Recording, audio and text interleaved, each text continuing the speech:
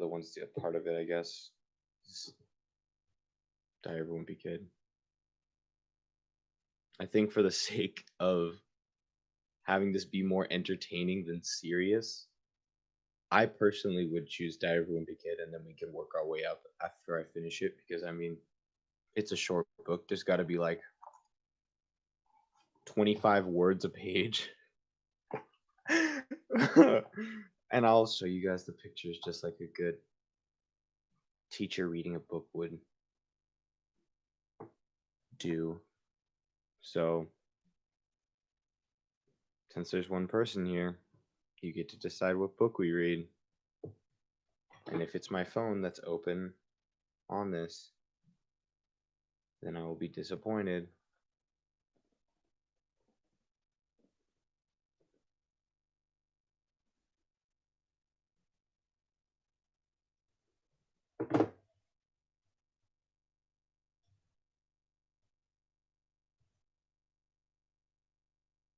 I think it was my phone. And for some reason, YouTube's still registering one person. So, in conclusion, for the sake of people being able to catch up, I'm going to be reading the first chapter of Diary of a Wimpy Kid, the first book. Yeah, here we go. Greg Heffley's Journal by Jeff King. To Mom, Dad, Ree, Scott, and Patrick.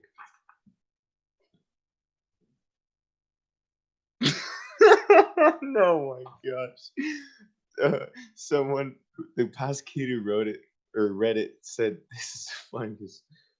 This is the funniest book ever. Oh, this is classic. Okay. September, Tuesday. First of all, let me get something straight. This is a journal, not a diary. I know what it says on the cover, but when Mom went out to buy this thing, I specifically told her to get one that didn't say diary on it. Great. All I need is for some jerk to catch me carrying this book around and get the wrong idea. The other thing I want to clear up right away is that this was Mom's idea, not mine. But if she thinks I'm going to write down my feelings in here or whatever, she's crazy. So just don't expect me to be all, Dear Diary this and Dear Diary that. The picture is of Greg getting beat up and what would happen if someone caught him with his diary. The only reason I agreed to do this at all is because I figure later on when I'm rich and famous, I'll have better things to do than answer people's stupid questions all day long. So this book is going to come in handy. The description is, Gregory, tell us all about your childhood. Were you always so smart and handsome? And he says, here's my journal. Shoo, shoo. Like I said, I'll be famous one day. But for now, I'm stuck in middle school with a bunch of morons. Let me just say for the record, I think middle school is the dumbest idea ever invented. You got kids like me who haven't even hit their growth spurt yet, mixed with these gorillas who need to shave twice a day. Here's a picture of the morons. And then a picture of the people who need to shave twice a day. Dude, the morons, like, if I ever met someone who looked remotely like those two people, I would be appalled. Because he's drooling on his desk at school. And then they wonder why bullying is such a big problem in middle school. If it was up to me, grade levels would be based on height, not age. But then again, I guess that would mean kids like Chirag Gupta would still be in the first grade. There's a picture of Chirag Gupta standing at his desk, and it's almost at his mouth level. Today's the first day of school, and right now we're just waiting around for the teacher to hurry up and finish the seating chart. So I figured I might as well write in this book to pass the time. By the way, let me give you some good advice. On the first day of school, you got to be really careful where you sit. You walk into the classroom and just plunk yourself down on any old desk, and the next thing you know, the teacher's saying, I hope you all like where you're sitting because these are your permanent seats. Gah!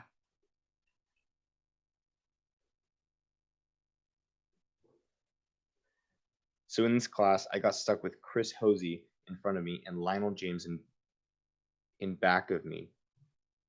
James Brill came in late and almost sat to my right, but luckily I stopped that from happening at the last second. Is this seat taken? Yes, yes, yes. It's taken. I wonder if it's reversed, you guys. Maybe I should reverse it. I don't know. Next period, I should just sit in the middle of a bunch of hot girls as soon as I step in the room. But I guess if I do that, it just proves I didn't learn anything from last year. Greg, will you please pass this note to Shelley? Why, certainly. But the note says, Greg is a dork. Wow. Just a sec, actually. I'm gonna. Okay. I'll try and fix that another time. Okay. Next page. Man, I don't know what is up with girls these days. It used to be a whole lot simpler back in elementary school. The deal was, if you were fastest runner in your class, you got all the girls. And in fifth grade, the fastest runner was Ronnie McCoy. That's okay. That is 100% true. That is 100% true. And it still is today. It's been a while since I was in fifth grade, obviously, but it is the most true thing I've heard in a while. Nowadays, it's a whole lot more complicated. Now it's about the kind of clothes you wear, or how rich you are, or if you have a cute butt or whatever. And kids like Ronnie McCoy are scratching their heads wondering what the heck happened.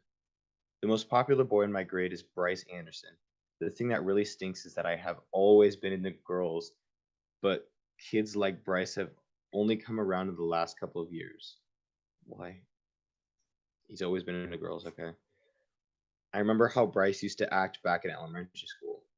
Girls are stinky poos. Yeah, I don't think girls are stinky poos. I think PewDiePie reviewed this meme. It wasn't really a meme, but it was turned into a meme just by the picture. And he called Greg a simp. Disappointing. But of course, now I don't get any credit for sticking with the girls all this time. Like I said, Bryce is the most popular kid in our grade, so that leaves all the rest of us guys scrambling for the other sports. The best I can figure is that I'm somewhere around 52nd or 53rd most popular this year. But the good news is that I'm about to move up one spot because Charlie Davies is above me and he's getting braces next week. Damn. It's cutthroat in 6th grade. I try to explain all this popularity stuff to my friend Rowley, who's probably hovering right around the 150 mark, by the way. But I think it just goes in one ear and out the other with him. Wednesday. Today we had physical education, so the first thing I did when I got outside was sneak off to the basketball court to see if the cheese was still there. And sure enough, it was. There's a picture of Rowley still just ignoring anything Greg says, and then there's a picture of Greg looking at the cheese when he snuck away. That piece of cheese has been sitting on the blacktop since last spring. I guess it must have dropped out of someone's sandwich or something. After a couple of days, the cheese started getting all moldy and nasty. Nobody would play basketball on the court where the cheese was, even though that was the only court that had a hoop with a net. Then one day, this kid named Darren Walsh touched the cheese with his finger, and that's what started this thing called the cheese touch. Oh, it's basically like the cooties. If you get the cheese touch, you're stuck with it until you pass it on to someone else. The only way to protect yourself from the cheese touch is to cross your fingers. I remember being in elementary school and just every time I went out to lunch or recess, my hand was just in my pocket like this. But it's not that easy remembering to keep your fingers crossed every moment of the day. I ended up taping mine together so they stay crossed all the time. I got a D in handwriting, but it was totally worth it. This one kid named Abe Hall got the cheese touch in April, and nobody would ever come near him for the rest of the year. This summer, Abe moved away to California and took the cheese touch with him. I'm in California.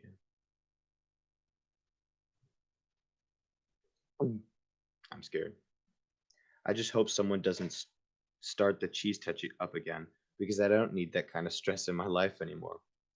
Thursday. I'm having a seriously hard time getting used to the fact that summer is over and I have to get out of bed every morning to go to school. My summer did not exactly get off to a great start thanks to my older brother Roderick. A couple of days into the summer vacation, Roderick woke me up in the middle of the night.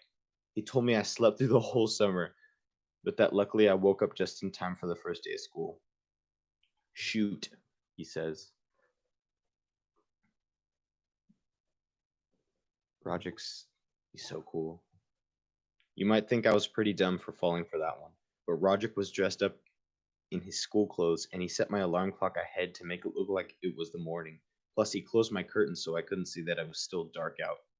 After Roderick woke me up, I got dressed and went downstairs to make myself some breakfast, like I do every morning on a school day. But I guess I must have made a pretty big racket because the next thing I knew, Dad was downstairs yelling at me for eating Cheerios at 3 a.m. That's a solid picture. In the movie, it's a really good scene. It took me a minute to figure out what the heck was going on. After I did, I told Dad that Roderick had played a trick on me and he was the one that should be getting yelled at. Dad walked down to the basement to chew out Roderick and I tagged along. I couldn't wait to see Roderick get what was coming to him. But Roderick covered up his tracks pretty good, and to this day I'm sure Dad thinks I've got a screw loose or something. He came downstairs to see Roderick fast asleep. Roderick literally lives in the basement. Okay. Friday. Today at school we got assigned to reading groups. They don't come right out and tell you if you're in the gifted group or the easy group, but you can figure it out right away by looking at the covers of the books they hand out. One of the books is titled Einstein as a Child, and there's just some dumb equation on it. And then Binky says boo. Einstein is a child with the equation, and Binky says boo. I would be devastated if I had to read Binky says boo. I was pretty disappointed to find out I got put in the gifted group because that just means a lot of extra work. Whatever, dude. When they did the screening at the end of the last year, I did my best to make sure I got put in the easy group this year. Fred picked up the book. Whew, thanks.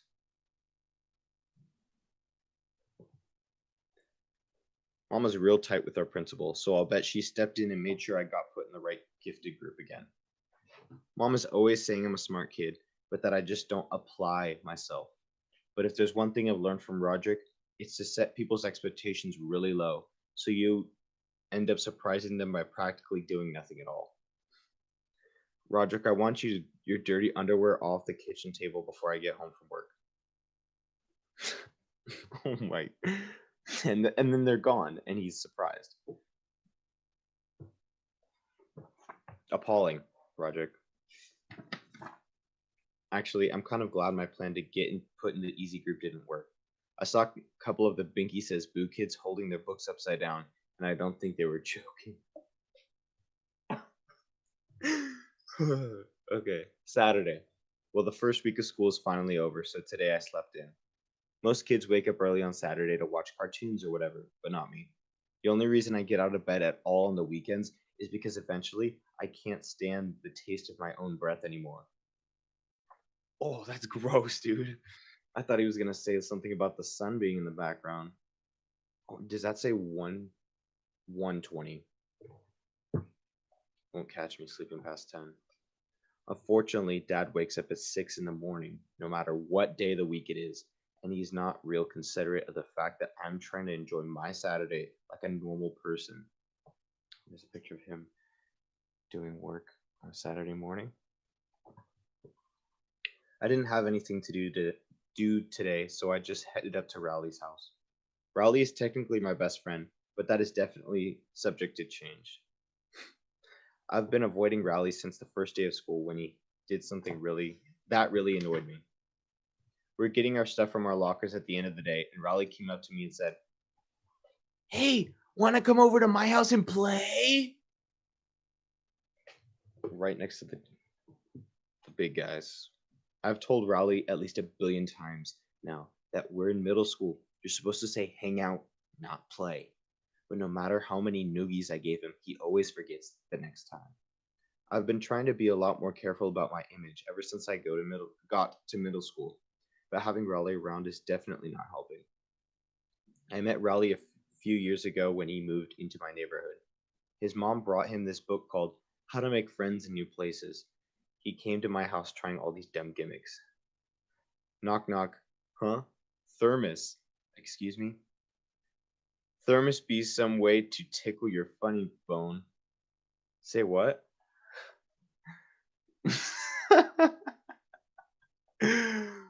Oh, that's funny. I guess I kind of felt sorry for Rowley and I decided to take him under my wing. It's been great having him around, mostly because I get to use all the tricks Roderick pulls on me. Did you know that if your hand is bigger than your face, it's a sign of low intelligence? Really? Psh. Ha, gotcha. But do I have low intelligence? Let me check again. Oh, another classic moment. Okay, we'll read a little bit more. You know how I said I play all sorts of pranks on Rowley? Well, I have a little brother named Manny, and I could never get away with pulling any of that stuff on him. Mom and Dad protect Manny like he's a prince or something, and he never gets in trouble, even if he really deserves it. Yesterday, Manny drew a self portrait on my bedroom door in permanent marker. I thought Mom and Dad were really going to let him have it, but as usual, I was wrong. But I mean, come on. Look how accurate that is. I have a funny story later. But the thing that bugs me the most about Manny is the nickname he has for me. When he was a baby, he couldn't pronounce brother, so he started calling me Bubby. And he still calls me that now, even though I keep trying to get Mom and Dad to make him stop. Jake. He has long hair in most of the videos. He's tall, he's got a mole on his face, like there or something. His nickname is Bubby, and we call him Bubby, so if you go back and watch the videos, or when you're watching season 2, or something like that, look out to see when we call him Bubby. It's pretty funny. Luckily, none of my friends have found out yet, but believe me, I have some really close calls. He's at his birthday. Hey, this one says it's to Bubby. Must be a mistake. Because it was a gift from Manny. Mom makes me help Manny get ready for school in the morning. After I make Manny his breakfast, he carries his cereal bowl into the family room and sits on his plastic potty. C is for Cookie, and Cookie is for me. Ha! Manny really liked that one. And when it's time for him to go to daycare, he gets up and dumps whatever he didn't eat right in the toilet. My mom's always getting on me about not finishing my breakfast, but if she had to scrape cornflakes out of the bottom of a plastic potty every morning, she wouldn't have much of an appetite either. Yeah, we're not ending on that. Tuesday. I don't know if I mentioned this before, but I am super good at video games. I bet I could beat anyone my grade head to head.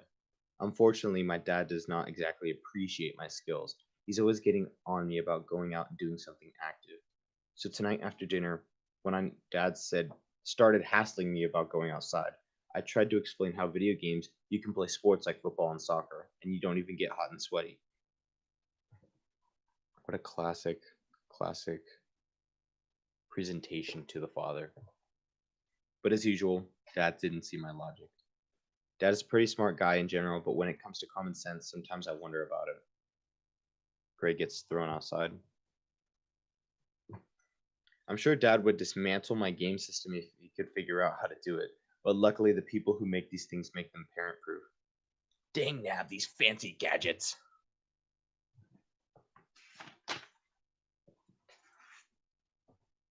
Every time Dad kicks me out of the house to do something sporty, I just go to Rowley's and play my video games there. Unfortunately, the only games I can play at Rowley's are car racing games and stuff like that. I love car racing games. Because whenever I bring a game to Rowley's house, his dad looks up looks up the game on the parent's website. And if my game has any kind of fighting or violence in it, he won't let us play. I'm getting a little sick of playing Formula One racing with Rowley because he's not a serious gamer like me. All that you have to do is beat Rowley in his name, your car. All that you have to do to beat Rowley is name your car something ridiculous at the beginning of the game. And then when you pass Rowley's car, he just falls to pieces. Bad fart ahead, the game says. That's bad, but I can see that happening. I haven't had a friend that immature. Because I'm the immature friend. Anyway, after I got done mopping the floor with Rowley today, I headed home. I ran to the neighbor's sprinkler a couple times to make it look like I was all sweaty, and that seemed to do the trick for Dad. Phew, he's just covered in sprinkler water, and his dad's like, oh, nice. Okay. But my trick kind of backfired because as soon as Mom saw me, she made me go upstairs and take a shower. Okay. Let's see how much more till the next. Yeah, we can read the last day. Wednesday. I guess Dad must have been pretty happy with himself for making me go outside yesterday, because he did it again today. It's getting really annoying to have to go up to Rowley's every time I want to play a video game. There's this weird kid named Fregley who lives halfway between my house and Rowley's, and Fregley is always hanging out in his front yard, so it's pretty hard to avoid him. Want to see my secret freckle? No thanks. It's just so cold outside and he's wearing a scarf. Fregley is in my PE class at school, and he has the whole made up language like when he needs to go to the bathroom. He says, juicy, juicy, juicy. But the thing is, why would Fregley make up his own language if he's the only one who can understand it? Us kids have pretty much figured Fregley out by now, but I don't think the teachers have really caught on yet. Okay, kid, gee whiz. He ended up bringing him a high C juice, which would only make it worse. Today I probably would have gone up to Rowley's on my own anyway, because my brother Roderick and his band were practicing down in the basement. Roderick's band is really awful, and I can't stand being home when they're having rehearsals. His band is called Loaded Diaper, only it's spelled L-O with the 2 dots above it, D-E-D space D-I-P-E-R on Roderick's band. You might think he spelled it that way to make it look cooler, but I bet if you told Roderick how it Loaded Diaper is really spelled, it would be news to him. Lauded Dipper is the name on the van. Dad was against the idea of Roderick starting a band, but Mom was all for it. She was the one who brought Roderick on his first drum set. I think Mom has this idea that we're all going to learn to play instruments and then become one of those family bands like you see on TV. Dad really hates heavy metal, and that's the kind of music Roderick and his band play. I don't think Mom really cares what Roderick plays or listens to, because to her, all music is the same. In fact, earlier today, Roderick was listening to one of his CDs in the family room, and Mom came in and started dancing. It's just heavy metal, and she's snapping, as all moms do. That really bugged Roderick, so he drove off to the store and came back 15 minutes later with some headphones. And that pretty much took care of the problem. The mom's pissed.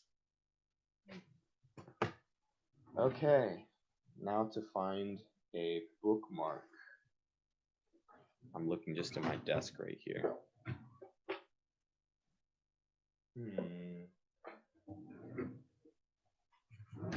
So, if anyone's on, what did you think?